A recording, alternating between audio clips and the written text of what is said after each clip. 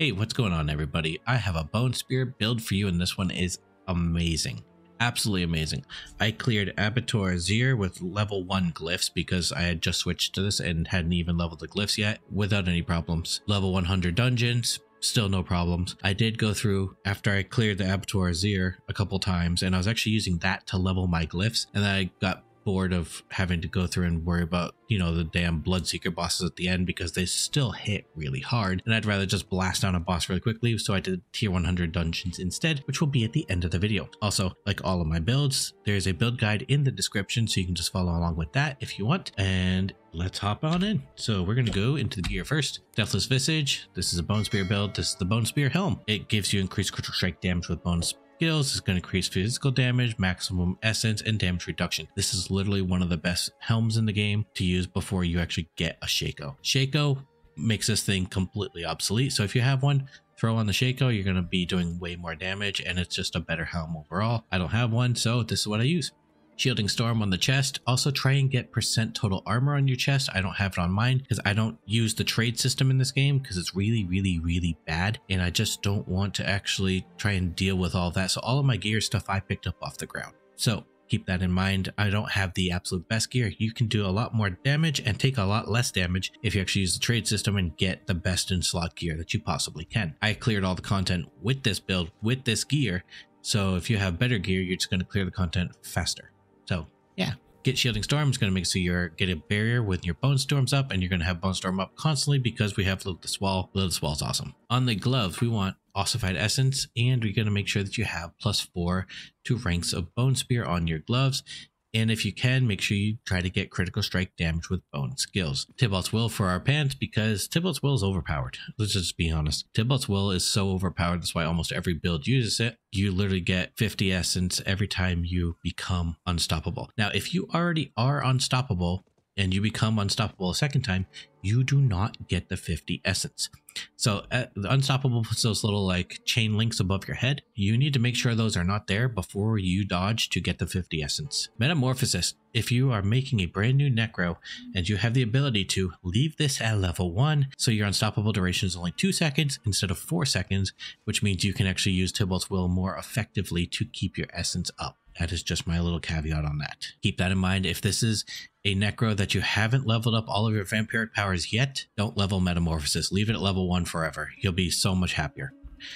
Ghost Walker on the boots is going to make so while unstoppable for 4 seconds after, you gain movement speed and can move through enemies. This is going to be really good when you use a Metamorphosis to dodge through enemies to make them Vampiric Curse, which then makes them vulnerable, and you get unstoppable on both of the, you get effects from unstoppable on both your pants and your boots. On the weapon, we're going to put on Grasping Veins, which is going to make you get increased critical strike chance and critical strike damage from Corpse Tendrils. Corpse Tendrils is going to be auto casted. Make sure you try to get yourself a one-handed sword for the critical strike damage, and then try to get critical strike damage with bone skills, and at least vulnerable on your weapon. If I could reroll that damage to close enemies to int, I would be doing so much more damage. But I'm already at 31,000, so that's not too bad. Again, Lilith's Wall on the shield is going to make it so you're going to be constantly spawning Bone Storms all over the damn place.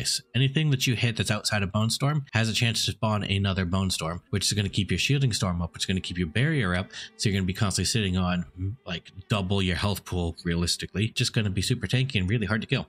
Ring of Starless Skies is our only uber unique, and this makes it so if you continuously are casting core skills, it's going to reduce the cost of your core skills by up to 40%, and it resets upon using a non-core skill. Now, we're using Ring of Sacrilegious Soul to auto-cast our Corpse Explosion and Corpse Tendrils for us. So at the beginning of the dungeon, when you reach the very first pack, you're going to want to pop Bone Storm right away, and then you're going to start popping out a couple Bone Spears and then dodging to get your essence back with Tybalt's Will, and popping out more and more Bone Spears and then dodging to get your essence back. And you're basically going to chain through that because Sacrilegious Soul is going to be popping corpses for you, which is also going to get you essence back. It's going to be popping Corpse Tendrils for you, which is going to group up all the mobs, stun them for 3 seconds, and make them vulnerable. So all of this combined makes it so Sacrilegious Soul makes it so Ring of Starless Skies can actually be used effectively and really excel in this build. And then finally on the amulet, we're going to go with Splintering, which again, it's the one that makes so Bone Spear makes them vulnerable as well, which is really nice. So that way we can take the other Bone Spear passive that makes it so that you get increased critical strike. Vampiric powers real quick. Metamorphosis, like we said earlier, makes you unstoppable. It puts on Vampiric Curse, which ties in with Prey on the Weak. When you put on Vampiric Curse from another vampiric ability, which is Metamorphosis, it makes them vulnerable. and then you deal 16% increased damage to vulnerable enemies. This is multiplicative, so not additives. Huge damage. Ravenous is going to make it so you have a chance for your attack speed to increase by 40% of your total movement speed, so make sure you have movement speed on your boots, as it's going to make it so that you get a larger bonus. I have 46.9% bonus, so whenever this procs, I just get basically 47% increased attack speed. Anticipation makes so your ultimate cooldown is 20% faster.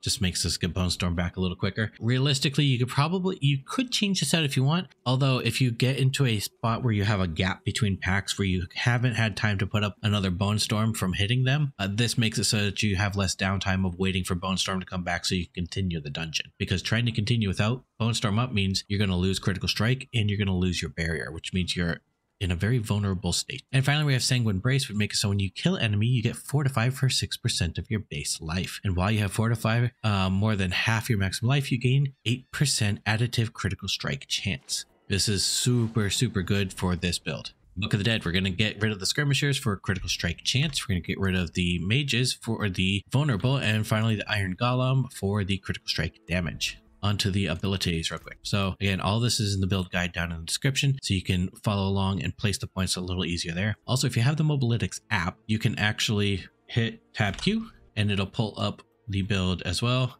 For me, I actually just went to my builds and it's right there. Bone Spear Season 2 Endgame, that's what it's called. So go there and then you can actually go to the skill tree, and then you can see the skill tree and have the skill tree up on your window as well. Better to have it like this, I guess. And then you can actually just, place the points as you see them here. Makes it really nice. Up to you if you want to use it or not. That is entirely a choice, but it is there if you do want it. Hemorrhage into enhanced hemorrhage, because we just need to put 2 points here. You're hardly ever going to use hemorrhage because Tybalt's Will is going to keep your essence up. Unlimited energy, increase your essence by 9, and imperfectly balanced, increase your damage by 15%. Hewed Flesh was going to help you for corpse generation so that you can explode them to get the essence back. Bone Spear down to Paranormal Bone Spear for the critical strike chance. Blood Mist up to Ghastly Blood Mist to leave behind corpse. Point into Corpse Explosion. The rest are all just coming from an item, so I don't actually need... You only need one in there because this is not doing really any damage. It's just for essence generation, which you get from Grim Harvest. So 6 essence every time this actually happens. And then 3 into Fueled by Death, so you get increased damage after consuming a corpse. 3 into Death's Embrace, so if enemies are close to you, you're going to do more damage to them and take less damage from them, which you're going to be dodging through them with Metamorphosis, but you're also going to be trying to get far enough away so you can get the most benefit from Bone Spear, which is where Death's Reach comes in, to give you 12% increased damage to distant enemies. Going to put in your points into Corpse Tendrils all the way up to Plague Corpse Tendrils to make enemies vulnerable whenever they are tendrilled. If you really like to dodge through them and Metamorphosis is giving you your vulnerable constantly, you could go into Blighted Corpse Tendrils to drop Blood Orbs, but I feel like Plague Corpse Tendrils is the better option here. 3 points into Serration for increased critical strike chance. 3 points into Compound Fracture so that you can get a 15% increased bonus damage for 5 seconds. And finally, Evulsion, which is where you want, the +3 on your neck. I only have +2 on my neck, so try and get a better neck than I have. But every point that you put in is 5%. So your bone skills deal, if you have the max neck, 30% increased critical strike damage to vulnerable enemies. This is huge. Absolutely insane. 3 points in standalone because we're going to be sacrificing our minions, so you don't need them. So you might as well get the damage reduction from this, and sacrificing them, you get the 60% bonus, which means you're going to get more crit damage, more crit chance, and more vulnerable damage. 2 points into Inspiring Leader for a little bit of attack speed. Going to go Bone Storm into Supreme Bone Storm so you can get 20% increased critical strike chance. And finally, Ossified Essence so that you deal more damage for each point of essence you have above 50 upon cast. I have just shy of 200 essence, 197. So the more essence you have above 50, the more you're going to do. On the Paragon board, first is going to be Sacrificial. Sacrificial, we're getting rid of our minions anyway, so we might as well, throw this onto the first board. This makes all of your blue nodes do a lot more. So you get more armor, you get more damage. And for me, I needed the willpower for one of the rare nodes on the very last board. So I put the willpower in here. If you don't need willpower because you have it on a piece of gear or something, by all means, put this somewhere else that's going to be more beneficial for you. Second board, we're going Bone Graft to Bone Spear build, so we kind of need the bone board. You're going to put essence into this one, and it's going to make it so you do increase critical strike damage. Make sure to grab all of these essence nodes here. You're going to want to grab all of the bone nodes that you can along the way as well. Make sure you grab the rare nodes for the resist all and the bone skill damage. All right, next up, we're going to have the Flesh Eater board, and this is where you're going to want to put your Avatar Zir glyph. And you're going to buy every single core stat node that you can within range. Buy your rares, because this actually increases the rare nodes within range by 50%. It goes up 10% every 10 levels on the glyph. But it's going to make right here 48% damage to elites. Huge. Absolutely huge. Plus 4% multiplicative increased damage. Then we have basically double your max resistance, and again 4% increased damage. It's just, this is insane glyph. Unfortunately, it goes away whenever the season ends and the Avatar Zir goes bye-bye. So that's why I'm not putting a lot of effort into it, because I don't want to put a lot of effort into something that's getting deleted in like 2 months. Just, it's not fun. And finally, we're going to move over to the Central Death board.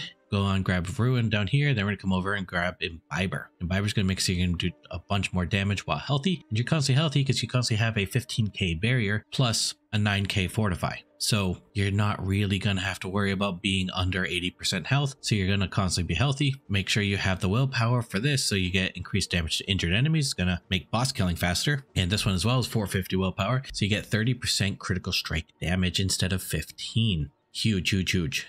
Absolutely huge. So technically there is the same amount of core stat glyphs in this board as there is in this board, but this one uses willpower, right? Now there is 54 willpower within range of this board. There's like 39 willpower within range on this board. So technically it's best to have Imbiber here, and you want to have your Tears of Blood in the Flesh Eater board, because you will get the most bang for your buck across the boards. So that is the entire build. I hope you guys enjoyed. Please, if you liked it, throw a like down below. If you haven't subscribed, think about subscribing. And I have a Nightmare 100 dungeon after this where I just went through and blasted it. I wasn't recording when I did the Avatar, but to be honest, the Avatar is kind of boring to watch because all the mobs die really easily, and then you just kite the bosses while throwing bone spears behind you and they all die. It's nothing really exciting. Or if you have like a conduit shrine, you just run back to the conduit shrine, click that, and one shot the bosses. Hope you liked the video and have a nice day.